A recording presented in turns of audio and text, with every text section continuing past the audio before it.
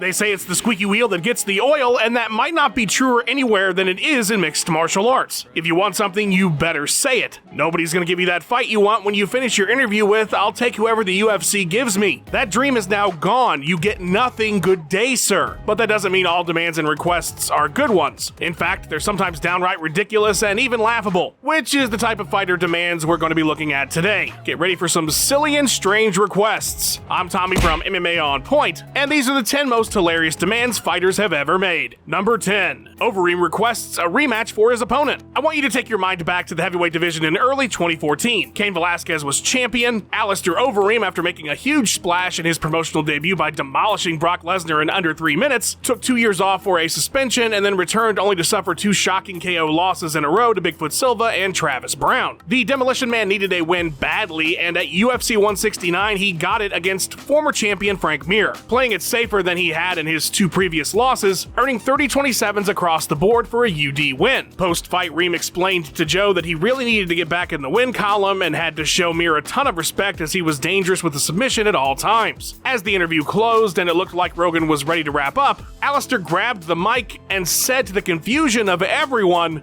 "I have one more thing to say. I heard this word that Brock Lesnar is about to come back to the UFC. Well, I'll be here waiting for him."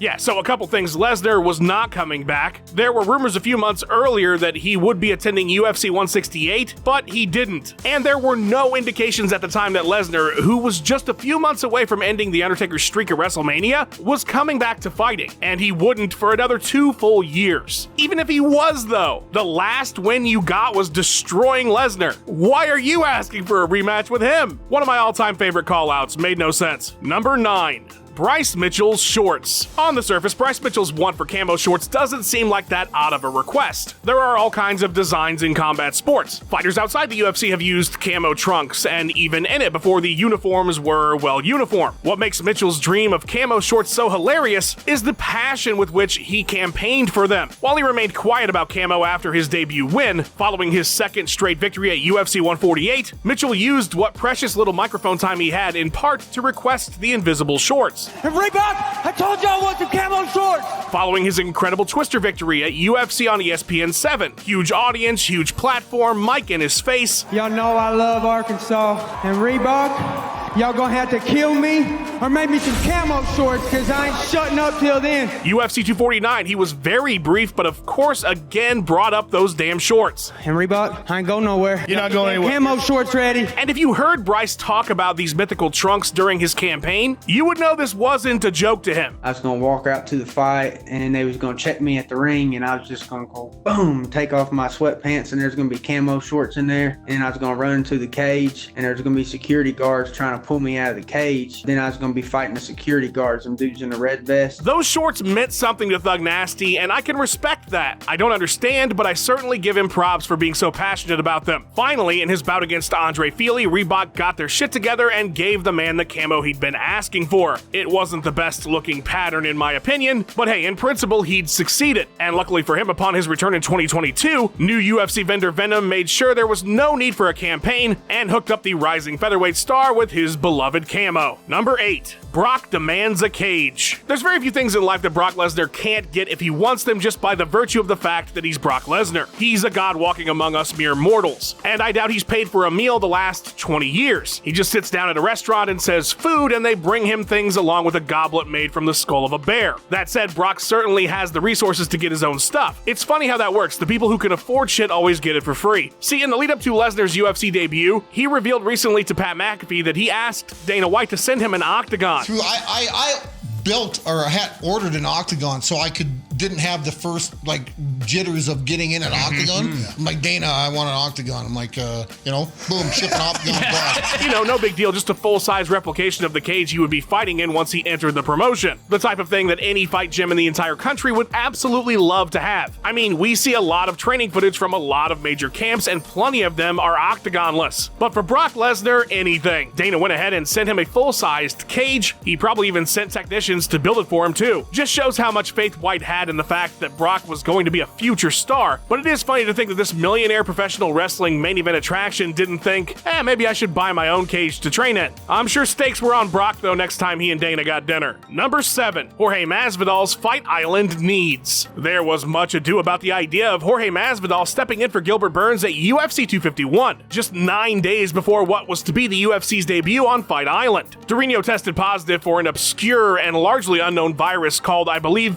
COVID-19? Given the magnitude of the event, it was vital that the headliner remained intact somehow. And truth be told, if the UFC could get Masvidal on board, it was an upgrade. That was the original plan after all, as the superstar was coming off his white-hot 2019. But the two parties couldn't come to terms, and so old Gil was given his shot. On such short notice, Gamebred essentially had the UFC by the balls, could have probably requested anything, but when asked by MMA Junkie what was the one thing he would need if he were to agree to fight on the island, Masvidal bafflingly said to the laughter of the interviewers Nutella and white rice. They don't have Nutella and white rice. They keep that fucking island to themselves. Clarifying that this was an actual requirement. The white rice alchemy that Masvidal claimed aside, it's interesting that Nutella was also brought up. I guess he just really likes it, or maybe he uses it in combination with the rice to create the various nutrients his body needs. It's safe to say the UFC was able to find two of the most readily available foods on the planet, because Jorge would eventually come to terms with the promotion and be seen eating a pizza on the plane ride there that he undoubtedly created with the rice and Nutella alchemy. Number 6. Justin Gaethje requests Dr. Ferguson. In case you didn't already know, Justin Gaethje's a bit of a different kind of guy. He's not like you and me. And that was no more evident. Well, truthfully, we can make a list of 10 reasons why Justin Gaethje is fucking nuts, but one of them would probably be about the request from this entry. In the lead up to his interim title fight showdown with Tony Ferguson at UFC 249, Gaethje made a strange and dead serious request of his opponent: break his nose. Now, normally breaking bones would be a bad thing, but not as Gaethje explained it in several different interviews. I hope he breaks my nose. I'm waiting to get it fixed. It hasn't been right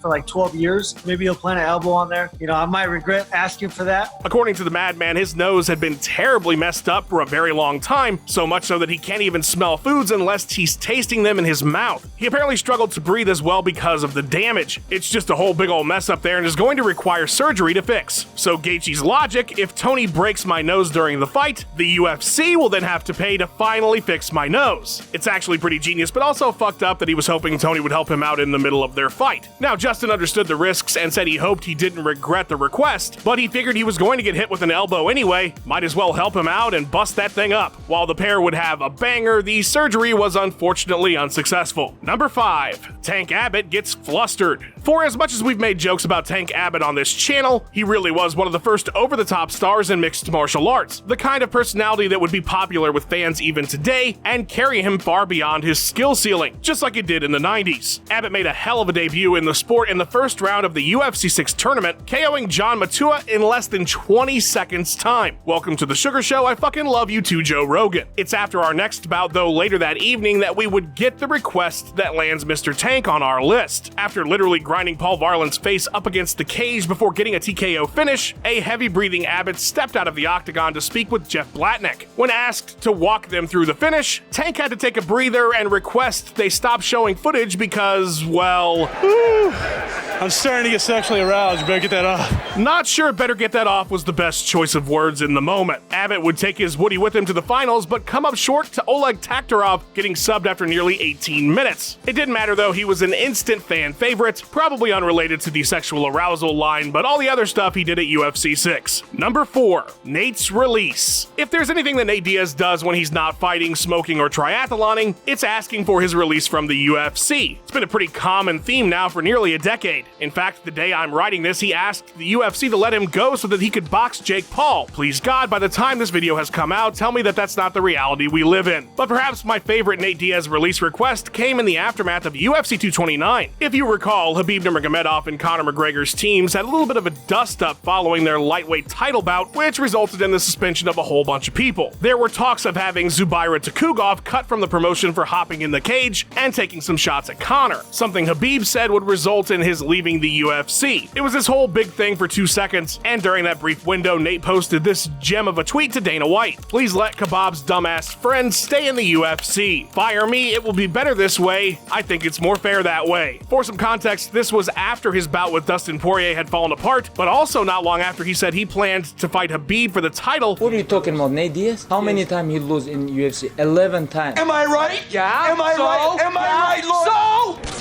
Once he returned and was ready. So Diaz was a bit all over the place with that request, but it's a damn funny one. Number 3, the Cuban Missile CYRUS. When you're an up-and-coming fighter, that post-fight microphone time is so crucial. Oh, you're gonna make yourself look like a proper mushroom now, Pat. It can really amplify your star power, especially after a great performance. Fucking a whale, I'll fight a whale. They want me to fight a pig, I'll fight a pig. Hell, they want me to fight my own chicken, I'll go down there and fight my own chicken. It's whatever you guys want. Julian Marquez was one such fighter who at UFC 258 had just defeated Maki Pitolo with a Hail Mary final minute anaconda choke in a fight he was absolutely going to lose on the cards. It was incredible. It earned him a performance bonus, and when he got to talk with Joe Rogan afterwards, he did 2 things that surprised everyone. First, he tried to start some Twitter campaign about the loudest UFC fans. We want to know which arena, the UFC arena, is the loudest. I need you to hashtag your city, hashtag your state, hashtag UFC get loud. Let's get it, boys. Julian Marquez angling for a job for the Kansas City Board of Tourism. Which was confusing and hilarious. And then when he finally got a chance to make a call out, he requested that Miley Cyrus be his Valentine. So Miley Cyrus,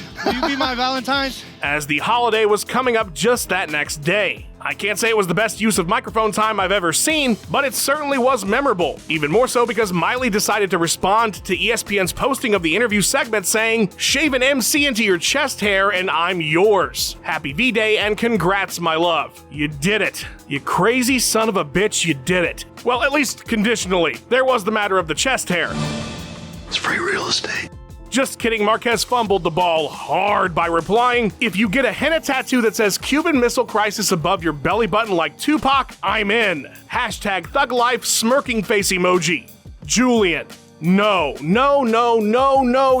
come on! First of all, no kink shaming, but that's a weird request. So was hers, but like all you needed was a razor. She would have to go to pretty great lengths to get such a tattoo. Also, your nickname is an event that almost ended the world. I don't know how you fumbled this so bad. I'm so sorry for your loss. Number 2, Conor versus Diego. When Diego Sanchez mentioned wanting to fight Conor McGregor in his final professional bout while he did press for his Jake Matthews fight at UFC 253, most took his words with very little enthusiasm or expectation that would ever happen. As beloved as Sanchez is, the fight just didn't make a ton of sense given Conor's star status in the sport, and I mean, this was 2020 we're talking about here. But in response to the interview, McGregor posted Instagram DMs he had with Dana White following Diego's Michelle Pereira bout, the weird one where he took the crafty veteran DQ victory. In the messages, Conor asked that the Nightmare fight him in Dublin. Yeah, he writes, "A fight late May in LA. Me and Diego in Dublin, August. Rematch end of the year."